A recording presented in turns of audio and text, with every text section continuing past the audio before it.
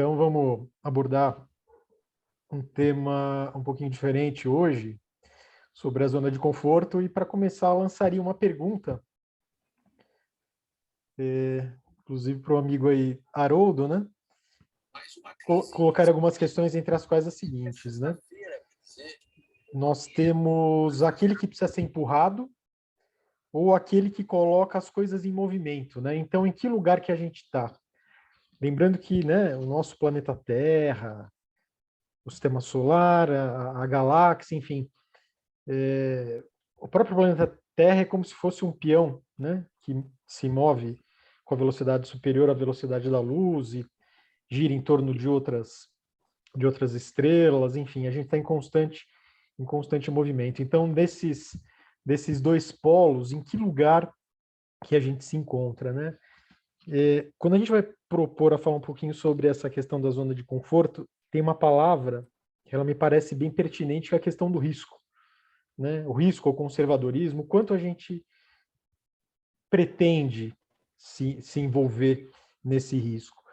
E na nossa querida casa lá, Arcas Ramatiz, né, nosso querido amigo Tony, ele aborda sobre 3 ângulos, que eu acredito que eles sejam complementares e interessantes aí, que são entre os patamares da questão afetiva, a questão profissional e a questão do autoconhecimento. Quando essas 3 características talvez elas tenham um enlace maior, a gente consegue gerar esse impulso, conseguiria gerar essa resiliência para efetivamente buscar aquilo que seria uma saída aí da zona de conforto. E essa própria zona de conforto, às vezes, os mecanismos que permeiam a vida, eles impelem a que a gente se erija esse tipo de situação, né? Que pode ser promovido aí, no caso, por causa de uma perda, né, que a gente venha a ter, ou alguém que apareça na vida da gente que tire efetivamente a gente do eixo, né? Então aí a gente, por meio desses mecanismos da vida, a gente vai ser impelido a determinadas coisas que eventualmente a gente estaria nessa zona e algo se coloca em movimento para que a gente saia dela, né? E por fim, o que alguns aí poderiam chamar como destino, né? Como tenho características aqui espiritualistas, eu realmente colocaria isso daí como função do mentor, né? Então, os nossos mentores, a gente está mergulhado dentro da lei da ação e reação, mas os mentores, eles realmente, eles promovem esse enlace, né, entre as pessoas, entre essas situações que ocorrem na nossa vida, né, para que justamente essas situações aí, se elas forem importantes ou não em determinados momentos, para que elas nos envolvam. E só para fechar o raciocínio, antes que o nosso amigo Haroldo aí possa dar opinião, falar só sobre um pequeno viés aí da, da, da teosofia, né? Que a gente tem a questão lá justamente do segundo logos, que seria a questão dos devas, a questão dos anjos, que justamente seja uma questão de ação e reação, seja uma questão de karma, não vou aí atribuir o que viria a ser, mas que você tem esse conjunto de seres que estão aí realmente para nos auxiliar nessa caminhada aí. Ótimo. Então, eu acho interessante essa divisão que você colocou, né? De sair dessa zona de conforto nesses 3 setores, emocional, do trabalho e eventualmente, no autoconhecimento. Aí eu fiquei pensando aqui, na verdade, eu acho que o primeiro, para mim, assim, o real, né, sair dessa zona de conforto é quando esses 3 fatores, esses 3 setores estão alinhados. Porque se eventualmente a gente sai dessa zona de conforto somente em um setor, claro que é um primeiro passo, mas eu acredito que não é aquela coisa de ser inteiro, né? Alguma parte está ficando para trás. Sei lá, como exemplo, a pessoa que tem total atitude com relação ao trabalho, à profissão, mas eventualmente na parte sentimental, emocional e autoconhecimento está deixado para trás. E assim qualquer um desses setores, né? Às vezes a pessoa está em busca desse autoconhecimento também e deixa esse setor do trabalho e da emoção, dos sentimentos para trás. E então eu acho que quando a gente tem assim esse movimento de dar esse grande salto, né? No vazio, né? O jeito de dizer, né? Me lembra muito o louco, né? Da carta do tarô, que é aquele personagem que vai saltar, ele vai dar início. Para isso, ele precisa sair dessa zona de conforto. E eu acredito que vai ser assim integrado mesmo quando a pessoa ela consegue atingir todos esses setores simultaneamente. É difícil? Claro que é difícil, mas não precisa ser também assim tudo ao mesmo tempo.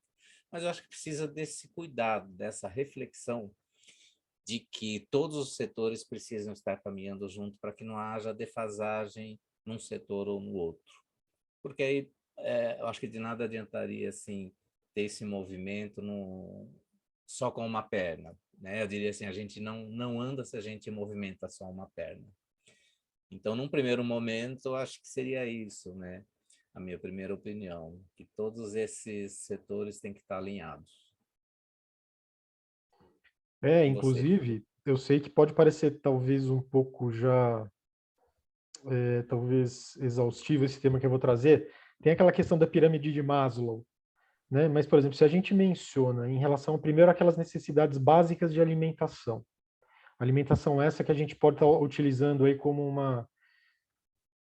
algo externo para preencher o que está interno. Então, primeira camada, não puramente uma necessidade fisiológica da alimentação, mas um preenchimento emocional, digamos assim. Aí a segunda camada, justamente o relacionamento com as pessoas. Relacionamento, digamos, talvez mais conjugal, não fundamentado aí propriamente para procriação, mesmo porque acredito que a nossa sociedade hoje já não esteja muito fundada nisso. Mas os relacionamentos com as pessoas e a busca por isso. E aí um terceiro ponto, justamente essa questão do autoconhecimento, a gente conseguir se entender para aí sim no topo dessa pirâmide chegar naquilo que a gente enveredaria aí por ser a questão da espiritualidade, né? Então, como você bem acredito que fundamentou, isso daí esses elementos eles não estão segmentados, né? Eles fazem parte de um conjunto, né, para que a coisa ela efetivamente funcione aí. Mas eu acredito que isso daí se juntou aqui, né, na vida da gente, yin e yang, né, as coisas completamente dinâmicas em movimento. E eu propriamente não tenho essa questão, eu sou conservadora, não tenho essa questão na veia do risco da mudança. Então, quando eu propus aquela primeira questão lá, você é aquele que precisa ser empurrado e aquele que coloca as coisas em movimento. Então, eu sei onde eu estou nesse plano e não sei se seria aí a melhor escolha, né? Até por causa da escolha profissional, tudo mais. E, enfim, é realmente permanecer na zona de conforto. Mas existe realmente essa atuação dos devas, essa interação coletiva promotora de ações na nossa vida, né? Porque se você precisa ser empurrado e aí a coisa ela não flui, você fica lá na beira do abismo e vem o cara lá e te dá um sacolejo ali para que realmente você enfrente determinadas situações, né?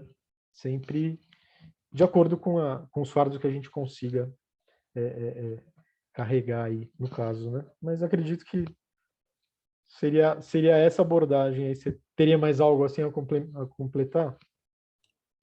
Até completando um pouquinho essa imagem da carta do tarô, né, que você comentou agora, a gente tem na imagem padrão clássica, né, um saltimbanco, que seria o personagem, totalmente despreocupado, e um cachorrinho, né, ao pé dele, ali brincando e tudo mais. E muitas pessoas fazem uma leitura de que esse cachorro está alertando ele, está dando um freio para ele ali, para que ele não pule no abismo. Mas eu não concordo muito com essa leitura. Eu acho que está ali exatamente isso que você falou. Ali está bem exposto assim que nós temos por um lado o ser humano e por um lado o animal. Ao animal não é dada essa capacidade de pensar, de ter a vontade no sentido de autoconhecimento, né? Porque a jornada do tarô é exatamente isso, é uma jornada em busca do autoconhecimento.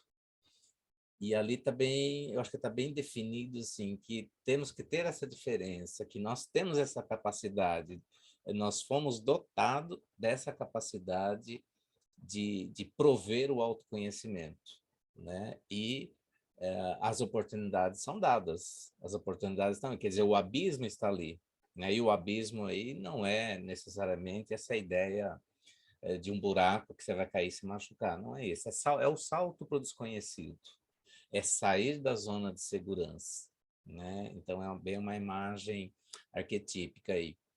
Então, só quando você falou de ir ou não ir, né, eu lembrei dessa leitura, né, que a gente pode fazer com essa carta. É isso aí. Legal. Então, acho que dessa forma a gente conclui esse tema. E aí, num próximo diálogo, a gente fala aí sobre um novo assunto. Ok. Agradecemos, então, aí a paciência de todos e até a próxima. Muito obrigado. Tchau, tchau. Um abraço. Até a